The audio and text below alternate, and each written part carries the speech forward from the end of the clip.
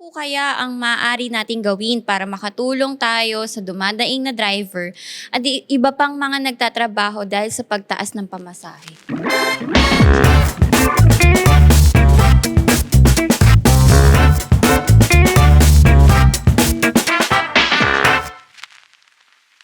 Hello! Kamusta Hello. po ang bawat isa? Welcome po muli sa ating payong kapatid at nagpapasalamat po kami sa Panginoon Diyos na kasama po namin kayo lagi. Yes. Ngayon, imbitahan po lang kayo ni Kuya Erwin sandali. Maraming salamat sa inyo at patuloy nyo kami tinatangkilik. Ngayon, yung meron pa sa inyo, hindi pa nakakapag-subscribe, mag-subscribe po kayo at masusubaybayan nyo po kami sa different platforms tulad ng Instagram, TikTok, Facebook, at kung ano-ano pa. Kaya kung ayaw nyo mamiss sa isa sa mga palatuntunan na ito, subscribe na po kayo. Yan. At baka ma-surprise kayo. Pero hindi ko sasabihin kayo. Anyway, simulan na natin, kasi marami ring mga tanong mula sa NGL. Meron din po pala kaming NGL, just in case you want to ask questions na kayo po ay, to maintain your anonymity, pwede naman po. At siyempre, meron dito sa YouTube. Kaya huwag ho kayong mahiyaan. Subscribe po kayo. Tulungan nyo rin po kaming maikalat pa namin to sa maraming tao. I-share nyo rin po sila. Okay? Yan. So, meron ditong tanong, Kuya Bong, Kuya Erwin, and Kuya Berwin. May krisis po ngayon. Ano po kaya ang maaari nating gawin para makatulong tayo sa dumadaing na driver at iba pang mga nagtatrabaho dahil sa pagtaas ng pamasahe? Meron ba tayong magagawa ba muna, mga kuya? Kung iniisip natin yung mga malalaking bagay na magagawa natin, can we make a difference? Napakaliit natin when makukonsider natin buong population, maaaring madali tayong discourage. But we can do something on our own in a small area where we have an influence. Yan. Pwede natin hikayatin yung mga tao dyan, na magpursige, wag nilang kakalimutan yung kanilang primary responsibility sa Diyos. Pwede natin share yung gospel. At marami pang iba. Para hindi sila ma-discourage. Kasi yun ang mga kalaban natin sa panahon ngayon. Tama. Ako po, Kuya Erwin, Kuya Bong, siguro parang yung practical na magagawa ko mismo para sa mga driver. Wala pa akong naisip, pero I think pwede akong mag-submit sa government, pwede akong tumulong sa barangay, pwede ako kung ano man yung programa na gagawin nila, pwede ako sumuporta, lalo na pagka lumala pa ng lumala itong krisis na dinadaanan natin. Siyempre, una na dyan, pagdadasal natin yan. But yung practical wise, pwede tayong tumulong sa gobyerno kung ano man yung pwede nilang gawin o itulong sa mga driver. Di ba, Kuya Bong? Napakaganda nung tanong, kasi parang as if he is asking. Kumbaga, kung may crisis, ano yung pwede nating gawin? No? Kasi, alam mo, minsan kasi problema ng tao, they always keep on asking what others will do for them instead of asking what you can do for others. Kasi yun ang essence ng pagmamahal. Diba? Itanong mo kung ano yung magagawa mo. And yung tanong na yun, if we truly care for people, mga driver, hindi lang naman driver, lahat tayo tinatamaan, pati pasahero tinatamaan. So how can we really help them? Alam nyo, yun papasok yung love, yung creativity sa pagmamahal. As of now, syempre sa aming bahagi, hindi pa masyadong klaro how, but ang aming naiisip is to continue what we are presently doing in helping those people who are really in need. As of now, meron tayong tinatawag na Uplift Movement o Uplift Global Cares na tinutulungan natin yung mga pamilya, yung mga bata na makapagtapos sa pag-aaral sa pamamagitan ng pagtuturo ng ating tinatawag na alternative learning system. And so far, ang ganda ng ating passing average. So, yun, laking tulong na kasi hindi lang ito yung pansamantalang tulong. Kasi isip natin, krisis ngayon, bigyan mo kami ng pera para makatawid kami. minsan hindi yun ang solusyon eh. Minsan ang solusyon is bigyan mo sila ng idea na ipaglalaban nila para magkaroon silang sustainability sa kanilang pagbangon muli. Di ba? Imagine mo kung napag-aral mo yung anak mo in times of crisis. At least ready sila in the future. Pag nag-open na yung opportunity, tapos na yung crisis, meron ng oportunidad to work, they are prepared also to enter na open doors ng opportunity. Kasi minsan ganun ang problema natin, yung nagmamadali tayo. Halimbawa lang, sa ngayon medyo controversial itong sasabihin ko sa inyo. For example, ang daming mga comments about excise tax, tanggalin mo yan, sa ganito.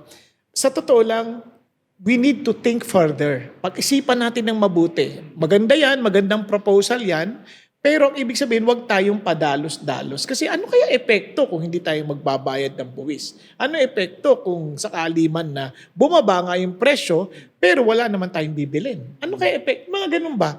What I'm saying is this, huwag tayong magmamadali during time of crisis, huwag tayong magde-decide ng mabilisan.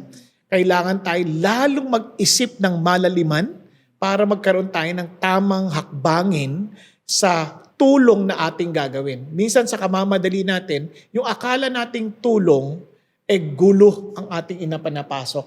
So maghunos dili tayo palagi. Di ba? Kaya nga sabi nga nila, don't ever make any decision when you are so happy, when you are so kumbaga, Angry. Hungry. When you're hungry. Kasi gugutom ka eh. When you are angry, di ba?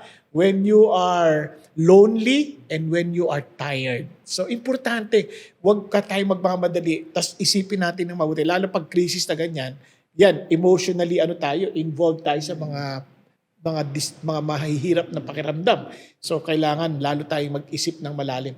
Ako, lagi po ako nagtatanong din sa mga iba. Katulad ninyo, na kikipag-usap ako, kahit may magpapa-counsel sa akin, nagtatanong pa ako para lang pagdating na oras na ako na yung magsasalita, medyo na-capture ko ng konti yung mga talino na binibigay nyo sa akin. Tayo rin po, I encourage everyone to do the same. Kasi sabi ng Bible, in the multitudes of counselor, there is safety. Pwede mag-follow up po mga kuya. Oo naman. Sige. Baka masabihan na naman ako, puro ako tanong. Okay lang po yun kasi di ba ganyan naman kayong mga abogado, mahirap mag-cross-examine. Oo nga, madaming tanong. Pero kayo magbibigay ng sagot. Kaya meron akong tanong mga kuya. Paano kaya pinakamabuting gawin natin na ngayon ang daming panic? Panic buying, panic shopping, and everything. Nagpapanik sila na mamaya, baka magkagera, paano ba tayo, handa ba tayo, and everything that is chaotic dun sa ating isipan. Buti nga yan, ang hirap na yung tanong na yan. Kasi iba, nagpa-panic buying. Iba panic lang, walang bang-buy. Kawawa. Hindi na mahirap. Pero hindi, kidding aside, no, ano nga ba talaga? Siguro yung panic buying, it starts with the community eh. So sa amin, halimbawa, sa satellite church namin in Lower Antipolo. So maganda lang na since ang mga kapatiran ay may isang pananampalataya, so nagkakaroon ng encouragement ang bawat isa.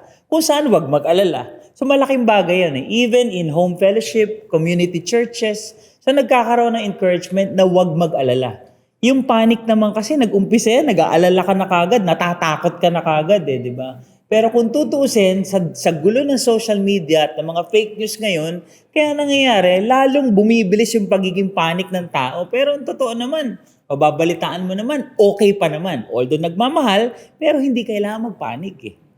Nadadala lang tayong mga tao. Tama.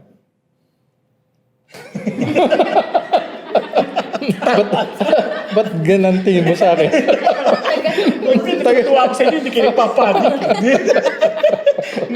Wala pa importante yung alam nyo. Kahit anong taas ng presyo ng mga bilihin, wag tayo magpapanik kasi minsan hindi yung panic yung ating the way we react dun sa sitwasyon minsan hindi tulong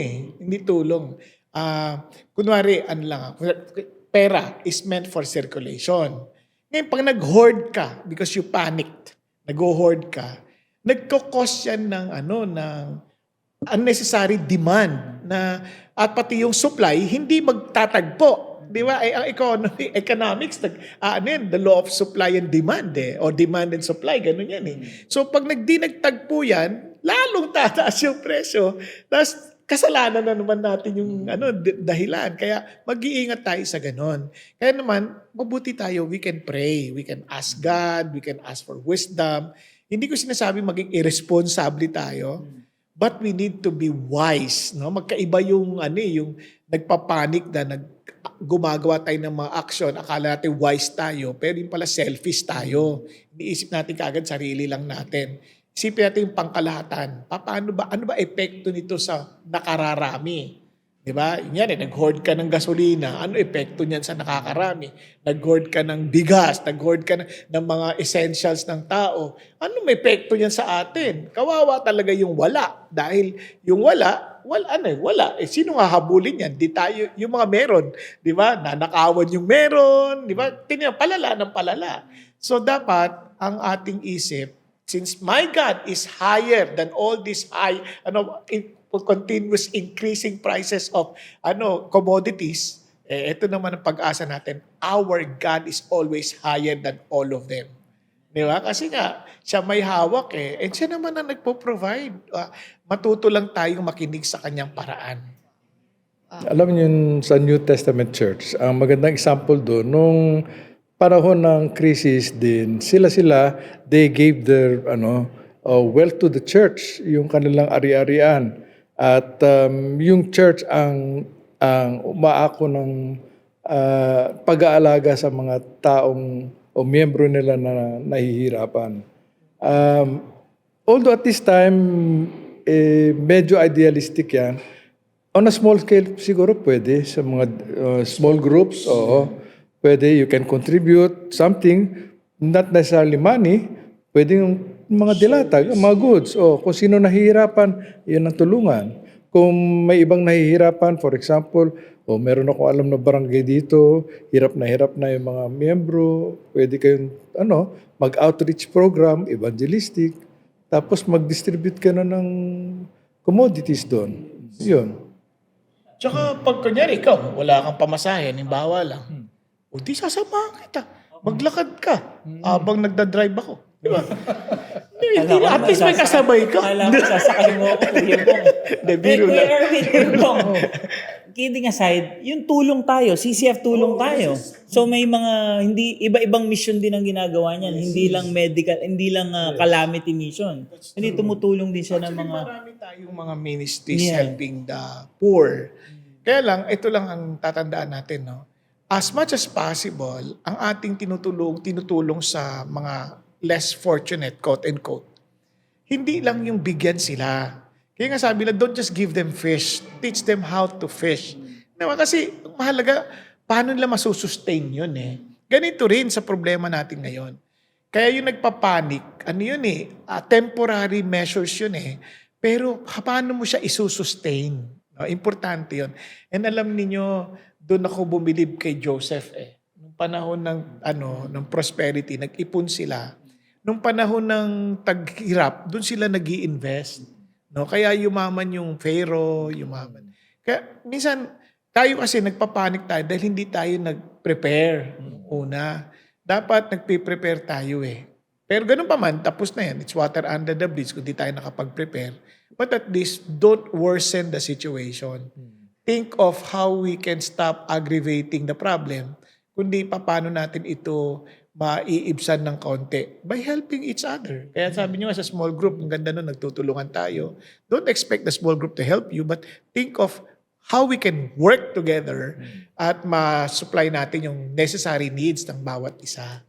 So, sa palagay mo ba, Atty., okay na ba yung mga narinig mong payo nila Kuya Berwin tsaka ni Kuya Erwin? Kaya nga po, kasi hindi naman po tayo mambabdecho. Hindi po ako yung nagtanong Pero sa tingin ko naman po, tama po lahat ng mga nabanggit natin na minsan kailangan natin unahin yung pangangailangan ng ibang tao, 'di ba? Para makita natin that we care for each other and we embody the image of Christ, 'di ba? Pero Pero- attorney, ikaw ba, nakakaranas ka rin ba ng ganyan? Yung parang natatakot ka? Nagpapanik. Lagi ako nagpapanik. Lagi ako minsan nagpapanik. Hala, yung aso ko di na naman nakakalakad. Ay, ganun. Kasi di ba, kasi kayo, ano kayo, minsan may mga kaso kayong hawak, di ba? Minsan minamadali. Talagang matindi rin yung isip nyo, di ba? Makaharap na kayo. Minsan, siyempre nakakatukso rin yun. Parang nakakapanik din minsan eh. Yes. Minsan, siguro para sa akin yung panic at the moment, hindi siya ganun ka bigat dapat. Parang normal na maramdaman mo na nagpanik ka. Pero to live in the panicking moment, parang yun yung iba na. Kasi pwedeng halimbawa may darating na, halimbawa yung mismong sulat lamang mula sa ibang korte, magpapanik ka, bakit ganito? Pero iisipin mo na instead of, gaya ng mga nabanggit po natin kanina, instead of panicking, ano yung meron akong dapat gawin? And especially, sino ba yung sinasandalan ko? Diba? So, halimbawa, kung ako magpapadala sa panic, ano na lang ang mangyayari? I cannot think straight, parang ganun po. Yun ang maganda kasi practical eh, di ba? Oo. Parang punto ganito. Kung may magagawa ka naman, huwag ka na mag-alala. Huwag ka na mag-panic, may magagawa ka naman.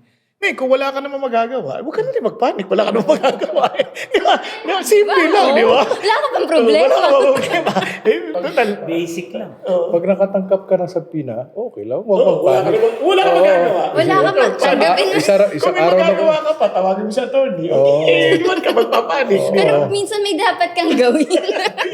Kung may magagawa ka, gawin mo. Yun. Ngayon, kung wala kang magagawa, di lapit pa sa Diyos kasi wala ka nang magagawa eh. So, dun sa mga krisis po natin, no, na parte ng ating pagpapanik is yung minsan makakalimutan na natin na bakit ba ganito yung mundo natin? Parang iikot tayo na, teka, ang dami-dami atang problema. Tapos nadadagdagan na yung iniisip natin kasi nagpapanik tayo. Tapos malalagay sa puso natin kasi nagpapanik tayo. Nagkakaroon tuloy tayo ng duda minsan sa Panginoon. May mga ibang kapatid tayo na may isip, bakit kaya inaalaw ng Panginoon na mangyari ito? Suffering, no? Kasi, bakit inaalaw ng Diyos ang war? Eh, di ba God is a loving God? Bakit ba kailangang may mamatay? Bakit kailangan, may mga inosenteng bata na nadadamay, mga inosenteng mga kababaihan? Dahil lang sa ganang gulo. Di ba? Yun Eh, nga. hindi naman po ata patas yun, pero sinabi ng Bible is, God is a God of justice. So, ang tanong mo, in a sense, bakit inaalaw ng Diyos ang suffering? Ano yan, di ba?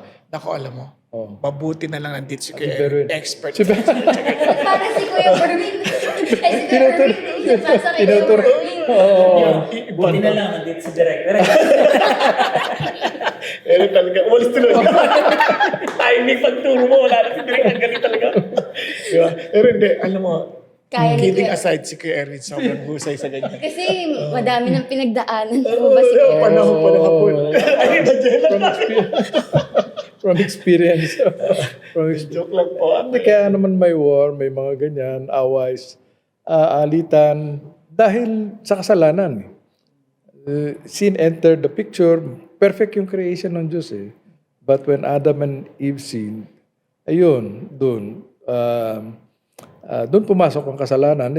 And since that time, parang nagdi-deteriorate yung creation.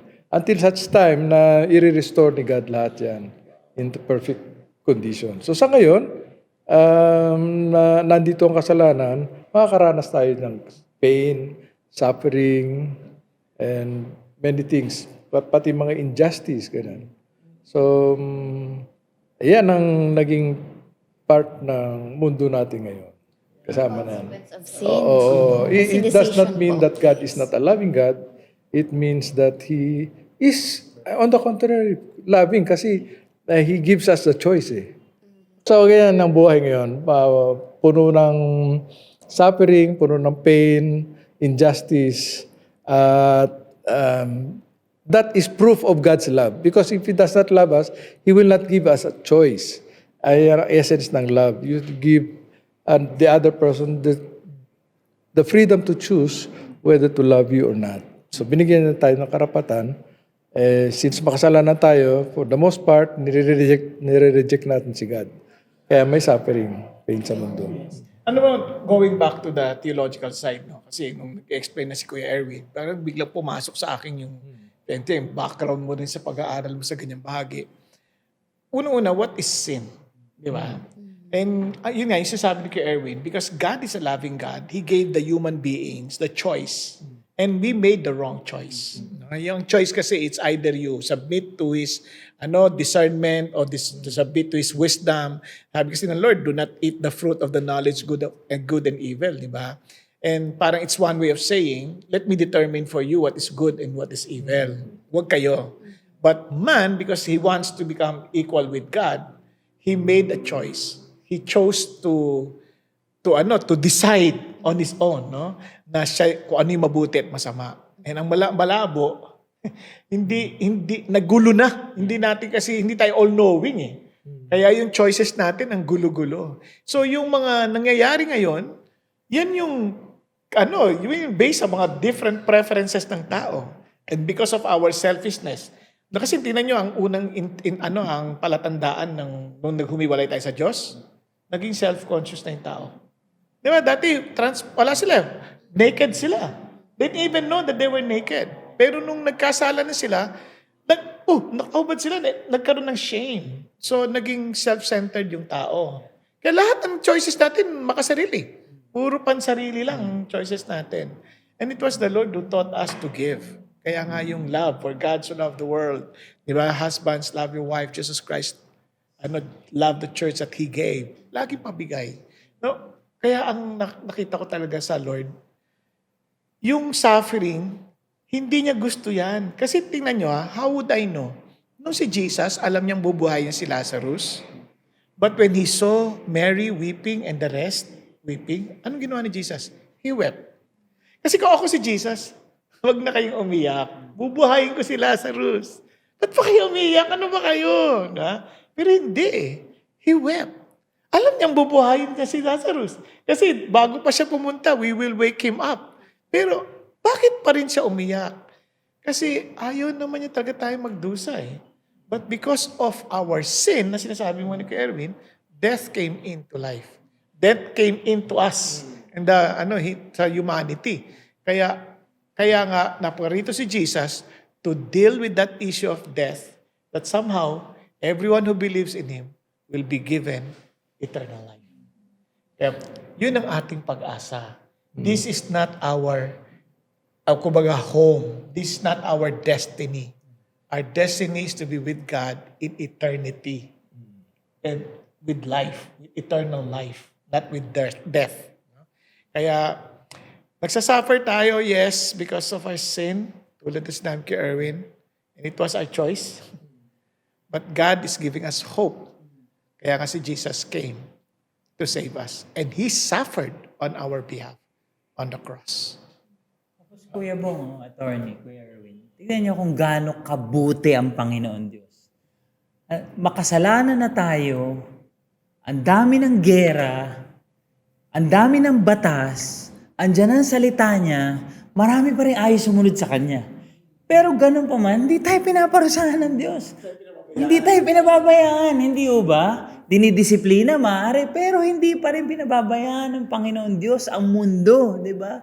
Yes, it started dun sa kasalanan, dun sa sin, pero ganun pa man, andyan ang salita niya na lumapit ka lang, sumampalataya ka lang, di ka niya bibitawan eh. Ililigtas ka niya, di ba Kuya Bong? Kaya lang merong day of wrath kasi. Yun. Yun yung si Lord nag-aantay talaga. Yeah. Yun ang nakakatakot. Yung patience niya, andyan. Pero once na nandun na sa day of wrath, huwag na nating intayin yun. May binanggit si attorney kanina, bakit yung mga innocent na bata, baby, pati sila nadadamay dito, nagsasuffer. Bakit nga ba? Hindi, alam dito itong the problem of pain and suffering. May mga formulation yan. Matagal na yan actually. Bago pa sa panahon ni Jesus Ang unang formulation yan, if God is good, He will desire to eliminate pain and suffering. If God is good. Pero nandito ang pain and suffering. Therefore, sabi nila, God is not good. Yung isa naman formulation, if God is powerful, all-powerful, but there is pain and suffering, therefore, God is not able to get rid of pain and suffering. God is not powerful. So dalawa yung formulation niyan. Bahala na si Pastor mong ano. Ang ganda na eh. Ang ganda na po eh. The mere fact na nandito does not mean that pain and suffering, hindi desire ni God na eliminate yan. He wants to eliminate pain and suffering, but at His time, on His own time. Eventually, mawawala yan eh. Yes.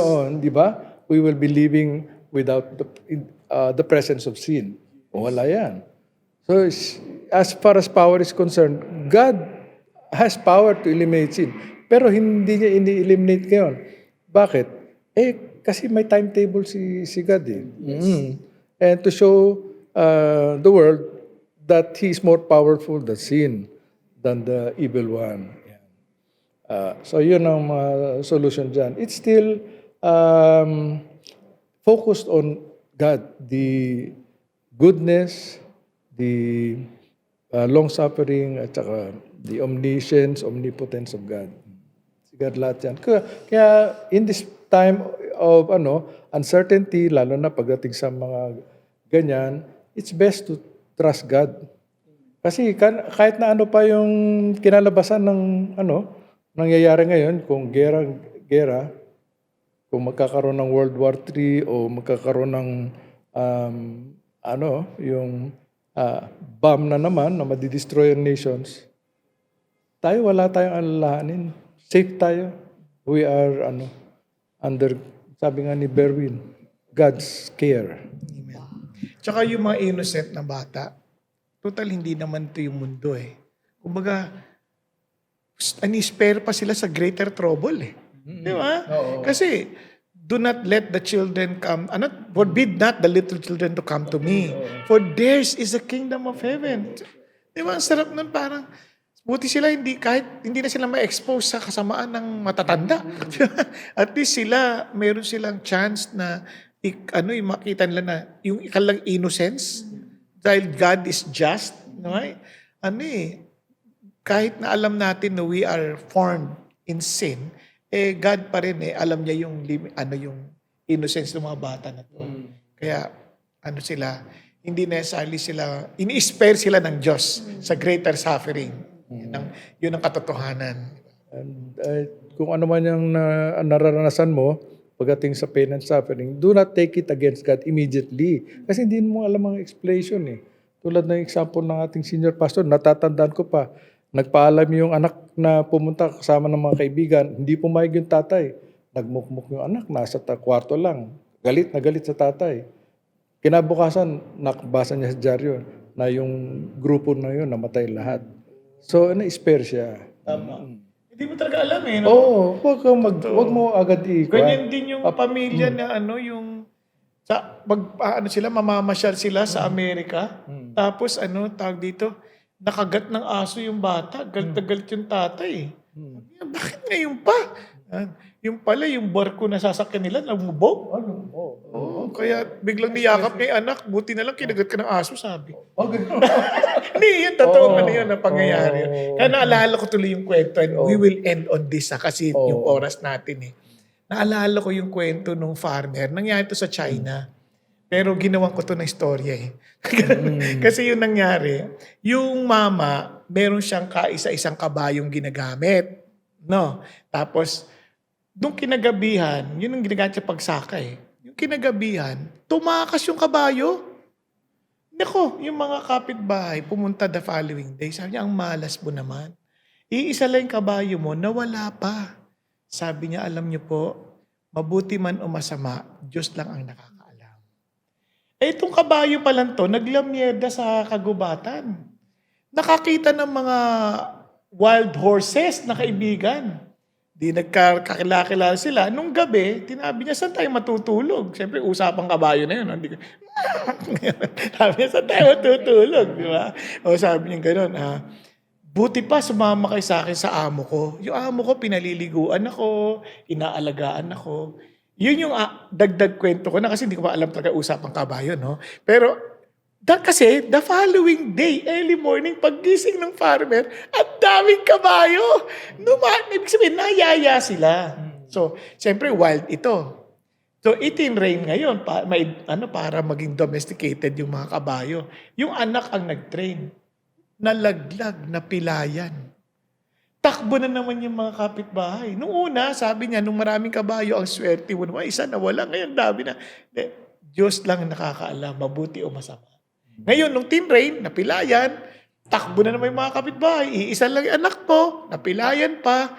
Awawa, malas mo naman. Sabi niya, mabuti o masama, Diyos lang ang nakakaalam. Eto na ngayon, nagkagera sa China. Lahat ng able-bodied na bata, pinakuha para makidigma. Yung anak niya, pilay. Naiwan. Hindi nakasama. Pakbuhan na naman yung mga tao. Sabi niya, ang swerte-swerte mo naman. Sabi niya, yung anak mo hindi kasama. Sila hindi namin alam kung uuwi ng buhay o patay. Palagay niyo, anong sagot ng farmer? Buti ka sa inyo. Ang galing mo talaga. Masama talaga ugali. Buti na lang, ligtas na ako. Pero sabi niya, mabuti man o masama, Diyos lang nakakalam. Yan, yaman din lamang. Alam na natin, mabuti o masama, Diyos lang nakakalam. Baka pwede namang magbigay na ho kayo ng inyong mga payo na para makatulong po sa ating mga kapatid bilang mga panghuling mga paalala. Tama, attorney. O dahil na volunturo na ako. Siguro sa akin is, oftentimes we have to define in our terms kung ano yung masama, ano yung mabuti. Pero actually, hindi talaga natin alam. Diyos lang nakakaalam, di ba? Babalik tayo sa Diyos lang nakakaalam. We cannot define kung ano talaga yung eksaktong parameters ng masama. But after all, yung nakita natin is, we want God to decide or to solve the problems we initially created. After all, itong mga bagay na to, crises, parte tayo dun sa decision-making body. Minsan, yung pananahimik natin, tamang pagboto, being misinformed, yung mga simpleng bagay na tungkulin natin bilang isang mamamayan. Ito yung mga bagay na kinakaligtaan natin or kinakalimutan nating gampanan. And it is not just our responsibility as citizen, but also responsibility to the body of Christ because we are still sojourning on earth, diba? So we have to be wise and we have to be example. And naalala ko yung kwento ni Joseph, no? Joseph in the Bible, Joseph the Dreamer. May mga parte doon na mga kapatid niya na hindi nagsumbong, 'di ba? May mga direct participation, talagang tumulak, may mga participation na nagtago. Hindi kay Joseph to, may naglagay ng may nagblemish ng kanyang robe, 'di ba? Iba-ibang partisipasyon at ganun din tayo bilang tao. Iba-iba yung partisipasyon natin sa gobyerno at sa mundo. Pero minsan nakakaapekto sa isang maliit na bagay. Nakala natin, hindi, okay na to. Closed case na to. Pero isang araw, lalabas at lalaki sa sabog, 'di ba? Ng mas malaking matter. Pero ano yung character ni Joseph? Sabi niya, you meant evil against me, but God meant it for good. Ang ganda ng isang magandang pag-asa na to na even if itong mga bagay na to na bakit ganon, parang pakiramdam ko, hindi naman tapat ang Diyos kasi inaalaw niya itong mangyari. In the first place, it is our decisions that affected that, kumbaga, crisis na yon. It is our responsibility or disobedience on our responsibility and duties as Filipino, as human, diba? To even respect authorities, other people, dignity of other people, and most importantly, to be accountable with God Pero anong mangyayari is, even if there's so much evil around us, those who believe in God, God will meant it for good. Kaya ang gandang comforting words yon na kahit pa ang gulo, kahit pa ang labo-labo na kahit pa parang wala ng pag-asa, magugunaw na ba mundo, darating na ba si Kristo? Maganda yun, darating na si Kristo, diba? At least ma-adjust, mapapaaga, pa-advance na, no? Pero isa lang ang tiyak dapat natin, kasama ka ba ni Kristo pag dumating na siya? Kaya yun. Galing. Ako naman po siguro, yung dami ng pagsubok o yung problema dinadaanan natin ngayon, lahat yan mapapait, lahat yan hindi maganda panlasa niya. So wala akong pinagkaiba yan sa lagi ko rin naririnig sa aming mga pastor, na meron ba nagsabi na masarap tumikim ng isang kutsarang arina Tikman mo yung harina. Mapakla po yun. Meron ba nagsabi na masarap kumain ng margarine? Tikman mo yung margarine, kainin mo siya. Hindi mo yun makakain, mapakla rin po yun. Asukal, sandamakmak. Asin, sandamakmak. Puro pangit to. Itlog na hilaw. Pag kinain mo yun, mapakla rin po yun. Mapapait at hindi natin magugustuhan ng panlasa. Pero pag yung mga ingredient na yun, pinagsama-sama at magiging cake na ginawa ng ating master baker, ang Panginoon Diyos, pagsasama-samahin niya at gagawin niya mabuti at maganda. Kaya wag ho tayo mawala ng pag-asa. Hindi lang ho kayo o kami ang dumadaan sa samot-saring pagsubok. Marami yung nilalang. Marami yung kapatiran ang dumadaan sa pagsubok. Wag ho kayong mawala ng pag-asa. Sa Panginoon Diyos lang po kayo kumapit. That's good. Panahon ngayon, sinasabi nila yung church and politics does not mix. Pero hindi totoo yun. The church must be involved in every area of society. Kasama na dyan yung politics. So kung hinihipo kayo ng Diyos to be an active part, do so. Ang siguro tuntunin na susundin nyo dyan is napakasimple lang dun sa kantang trust and obey. You trust Jesus Christ and obey whatever He says to you. Yung mga sasabihin niya sa inyo, maybe through some voice, maybe through dreams, but nakakasiguro ako na magsasalita, mangusap sa iyo ang Diyos sa pamamagitan ng kanyang salita, sa pamamagitan ng banal na Espiritu, at sa pamamagitan ng mga kasama natin sa pananampalataya. Yan, makinig tayo, and when we are sure that it is God, we obey.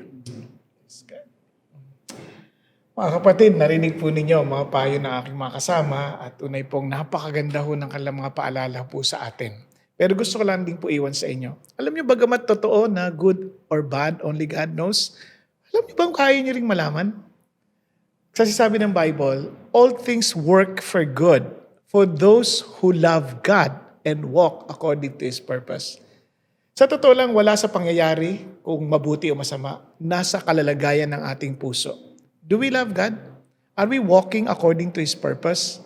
Kasi kung mahal natin si God at lumalakad tayo ayon sa kanyang layunin, ano ibig sabihin?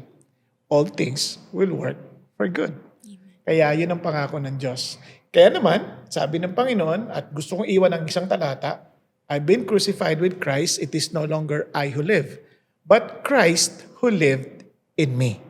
And look at this, and the life I now live in the flesh, I live by faith in the Son of God. Why will I trust Jesus?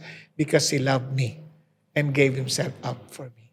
Wala siyang inisip na mangyayaring ikasasama natin dahil mahal niya tayo. Kaya nga yung malapit sa puso kong awiting trust His heart. God is too good to be unkind. Or I should say, God is too wise to be mistaken. God is too be good to be unkind. And if you don't understand, if you cannot see His plan, and you cannot trace His hand, but you can trust His heart. He loves you so much and He wants the best for you. Kaya naman po, mga kapatid, kung ano mang pinagdadaanan natin, kahit man umulan, Umaraw. O bumagyo? kung kailangan nyo ng payo, andito po ang Payong Kapatid! Yahoo!